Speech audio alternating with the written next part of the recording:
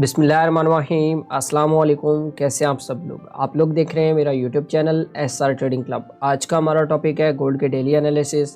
तो चलते हैं गोल्ड के एनालिसिस करते हैं और सबसे पहले देख लेते हैं कि ऐसी कौन कौन सी फंडामेंटल इंपॉर्टेंट न्यूज़ है जो मार्केट को बहुत ज़्यादा वोलेटाइल कर सकती हैं। और इंशाल्लाह आज हम बात करेंगे कि FOMC के अंदर गोल्ड कैसे मूव कर सकता है और किस तरीके से आप लोगों ने जो है वो ट्रेड करनी है। इंशाल्लाह गोल्ड का कंप्लीट एनालिसिस करेंगे। और सबसे पहले अगर बात करें फंडामेंटल न्यूज़ के हवाले से, तो आज तकरीबन पाकिस्तानी टाइम के मुताबिक जो न्यूज़ स्टार्ट हो रही हैं वो तो स्टार्ट हो रही हैं 7 बजे से, ठीक है। और 7 बजे आप लोगों को पता है कि क्रूड ऑयल की इन्वेंट्री, जो लोग ऑयल के अंदर स्पेशली काम करते हैं तो उनको पता है कि ये जो इन्वेंट्री है ये कितनी ज़्यादा इंपॉर्टेंट होती है स्पेशली ऑयल के पेयर के लिए। और उसके बाद रात 11 बजे जो है वो हमारे पास फेडरल फंड रेट है और उसके बाद FOMC है और FOMC की प्रेस कॉन्फ्रेंस है। अच्छा, यहाँ पे मैं कुछ चीज़ें आपको जो है वो बताना चाहूँगा स्पेशली फेडरल फंड रेट के हवाले से कि अगर हम लोग लास्ट FOMC की मीटिंग या उसकी प्रेस कॉन्फ्रेंस की रिकॉर्डिंग निकाल के सुने ना, तो उसमें उन्होंने एक चीज़ वाज़ेह तौर पे बताई थी कि हम अपने जो इंटरेस्ट रेट है वो तकरीबन 6 मंथ के लिए जो है वो पोस्ट किए हुए हैं उन्होंने। तो लेट्स सी इस दफ़ा जो फोरकास्ट अगर आप देखें तो जो प्रीवियस थे वो भी 4.50 थे और जो फोरकास्ट है वो भी 4.50 ही किए जा रहे हैं और एक्चुअल में भी जो है वो 4.50 आपको देखने को मिल सकते हैं, ठीक है। और अगर बात करें FOMC की प्रेस कॉन्फ्रेंस के हवाले से, तो हमारे लिए 2-3 मेजर पॉइंट होंगे। एक तो हमारे पास जो सबसे ज़्यादा जो लास्ट मंथ के अंदर जो टैरिफ वाला मामला चला है उसके ऊपर इंशाल्लाह मे भी पॉसिबल है कि इसके अंदर आपको काफ़ी हद तक ब्रीफिंग जो है वो मिल जाएगी कि इन फ्यूचर दोनों ममालिक चाइना और जो USA है वो क्या करने जा रहे हैं और मॉनेटरी पॉलिसी के अंदर कौन कौन सी मेजर चेंजिंग हो रही हैं, तो उस प्रेस कॉन्फ्रेंस के अंदर आपको देखने को मिल सकती हैं और जिसमें मार्केट काफ़ी ज़्यादा वोलेटाइल हो सकती है।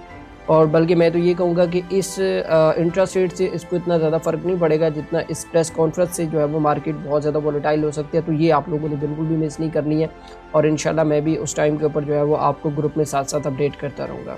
तो बाकी चलते हैं टेक्निकल चार्ट के ऊपर। और टेक्निकल चार्ट के हवाले से अगर बात करें आज, तो ये गोल्ड का H1 का चार्ट है और H1 को डिस्कस कर लेते हैं। कल की डेट के अंदर भी मैंने H1 के अंदर आप लोगों को सेटअप बताए थे और मेरे ख्याल में 3-4 दिन से मैं आपको H1 का सेटअप ही बता रहा हूँ और अल्हम्दुलिल्लाह उसके हम लोग अच्छा खासा रिवॉर्ड के अंदर हैं।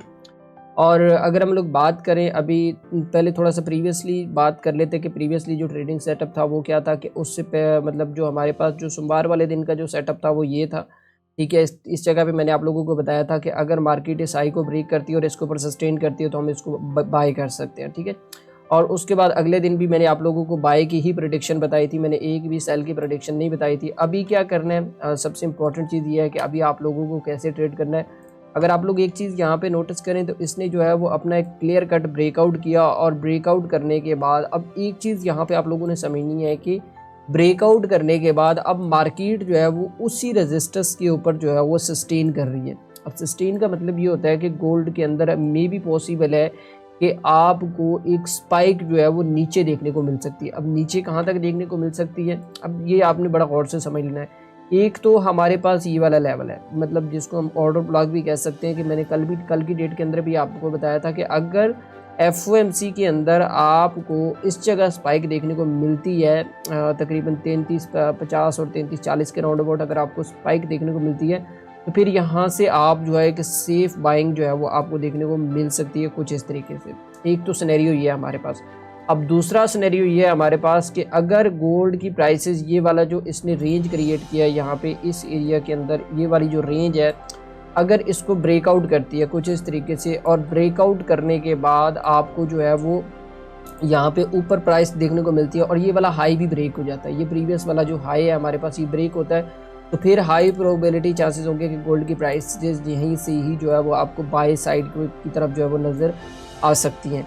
अब ये तो मैंने आप लोगों को बता दिया कि FOMC के ऊपर किस तरीके से ट्रेड करना है। अभी जो करंट सिचुएशन है इसके ऊपर कैसे ट्रेड करना है वो भी मैं आप लोगों को बता देता हूँ कि ये वाला जो लेवल है ये जो बड़ा इंपॉर्टेंट लेवल है जो इसने अभी तक जो सपोर्ट क्रिएट की हुई है, अगर गोल्ड की प्राइसेस नीचे आती हैं तकरीबन ऑलमोस्ट आप ऐसे कहें 33-68 के ऊपर आती हैं और यहाँ पे जो है वो आपको कोई डबल बॉटम या इस तरह की कोई सिचुएशन देखने को मिल सकती है, तो यहाँ पे जो है वो आप इसको एक विदाउट स्टॉप लॉस बिल्कुल भी बाय ना कीजिएगा, बिल्कुल टाइट स्टॉप लॉस के साथ इसको आप यहाँ से एक बाय वाली पोजीशन की तरफ देख सकते हैं।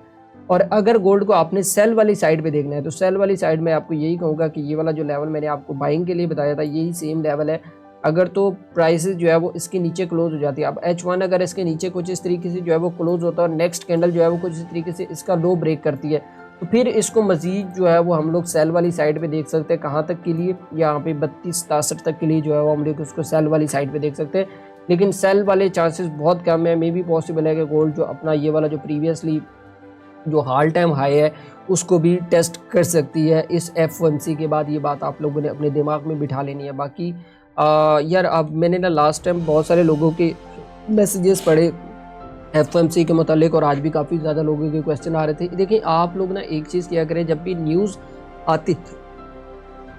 आती है ना उस टाइम के ऊपर जल्दबाजी मत किया करें, क्योंकि जब आप लोग जल्दबाजी करते हैं ना तो उस टाइम के ऊपर आप लोगों से मिस्टेक्स होती हैं, और उसी टाइम के ऊपर जो है वो उस मिस्टेक को सही करने के चक्कर में आप लोग अपना अकाउंट वॉश कर बैठे हो। अब मिस्टेक्स क्या होती हैं कि एक तो जब न्यूज़ के अंदर मार्केट हाई वोलेटाइल होती है, अगर कोई किसी साइड पे डायरेक्शन नहीं मिल रही है और मतलब लंबी लंबी स्पाइक्स मिल रही हैं, तो आप उसके दरमियान ट्रेड मत करें। आप लोग अपना एक एनालिसिस करें, उसके अंदर एक लेवल निकालें या उसके अंदर अपनी एक प्रेडिक्शन निकालें, उसको ऊपर ट्रेड करेंगे तो इंशाल्लाह कभी भी आप लोगों को जो है वो नुकसान नहीं होगा।